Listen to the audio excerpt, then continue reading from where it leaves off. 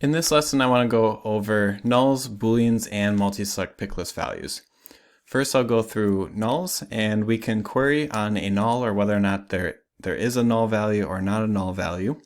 And for this one, I'm just going to be querying the account object, and I'll get the fields ID, name, and industry.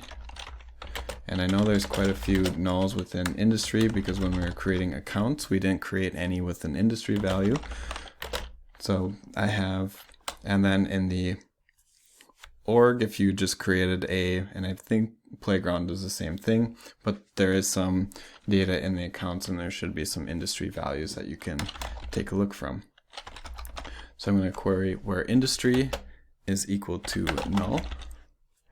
And when I run this, we see that we pulled up all the records where the industry is equal to null. And then I can do the opposite and do not null. And just one key thing to add as well is that this is not encased in single quotes. Nulls are not strings. And I can see that the industry as well. So I only returned any of the records that don't have a null within the industry value. So the next thing that we can do, let me check to see really quickly, to show you real quickly with dev console, if you do Control Shift and O, you can bring up an open resource. And if I bring up the account object, let me see, there is an is deleted. I don't want to use that. I'm checking to see if there is a Boolean that can be used, and the only one is deleted, and that's always going to be false. That's not going to work. Well, I can do that. So we can do account where is deleted is equal to false. And again, this isn't in single quotes because Booleans are not in single quotes. And I bring up, in this query, I bring up all of them because is deleted is only going to show when you do delete objects, and then there's quite a few things in order to get deleted records, which we'll have an episode on, or not an episode, a lesson on is deleted later on, and I can go through how to identify and get records that are or have been deleted. And then, of course, we would have true, so true and false for the Boolean values. The next thing that I wanted to go through is the multi-select pick list values. First, what we're going to have to do is we're going to need to create a multi-select pick list. So if I go to, let me bring up the, it's not, there we go. So if I go into setup, and then object manager, account, we're going to create a new field for multi-select pick list value. I'm just going to call it multi-select. And then the values that we want are option 1, option 2, option 3, and option 4. And then the next doesn't matter. We'll make it visible to all, and then save that. Now if I go back to this updated accounts record, I'll just go to, we can go to all accounts, and I'll open up a couple of these accounts. Detail, multi-select is down here. And I want option 1, and we'll do option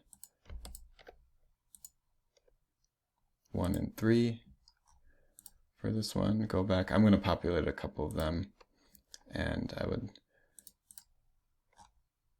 suggest you do the same. We'll do 1 and 4.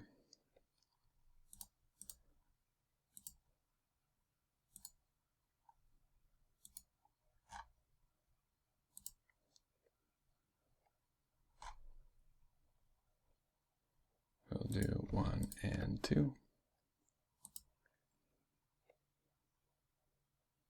Oh, that's because we have a validation rule on that one. I'm going to go to a different one. We forgot to delete that. We'll go to the textiles.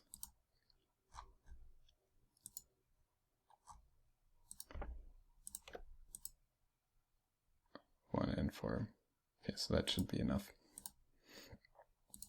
Okay. Now what I'll do is I'll bring up the multi-select in our query. So we're going to do, from the account, we'll do the multi-select field, and that is, because that is a custom field, it ends with __c, and from account, where, actually, first I'm just going to bring up this just to show. Why didn't any of those save? And I'm not sure why those didn't save. I thought I clicked on save, but I may not have. But as we can see for the multi-select, we have it separated by the semicolon. And what we could also do in dev console is I can double click on a value, or not a value, field, and then I can put in and add a few in here as well. So let's do 4. Hopefully none of these are going to error. So I want 2, option 4.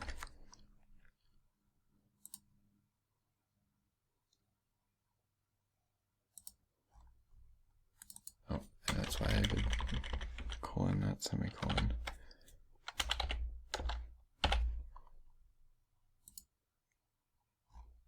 Here we go. Okay, now we can see we have a couple of multi-select pick list values and then a couple with multiple. Just to go back and verify, if I go to this one,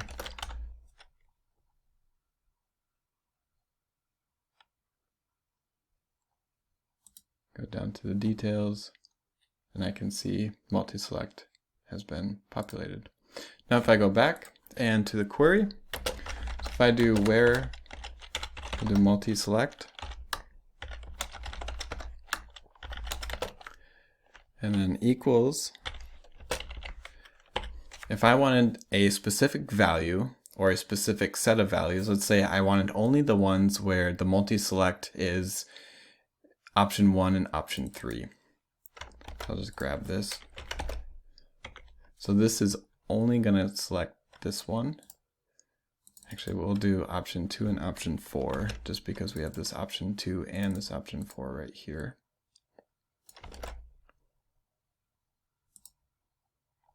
And I can see, even though there were other options that had it within the multi-select, this is specifically only for this one. Now if I were to add, let's do option 3 to this as well, and I saved it, and then refresh, and that goes away because this is specifically looking for any values or any pick list selections where option 2 and 4 have been selected, and nothing else. Then there is also the includes. And what the includes will do is you can still keep it so that if you wanted to select where option 2 and 4 were picked, or let's say I wanted to, in this query, get ones where option 3, so they would either have the option 3 in selected or option 2 and option 4. So I can see here, both of these have option 3 in here, so they're going to be added. If I remove this one, so option 3, and then save, and refresh. Oh, that's option 2 and option 4, so that still fits this one. Let me remove this option 3, and then that should be removed. So save rows and refresh, and that one removed as well. So you can do the same with excludes. Excludes is, of course, the exact opposite of includes, and that's nulls, booleans, and multi-select picklist values.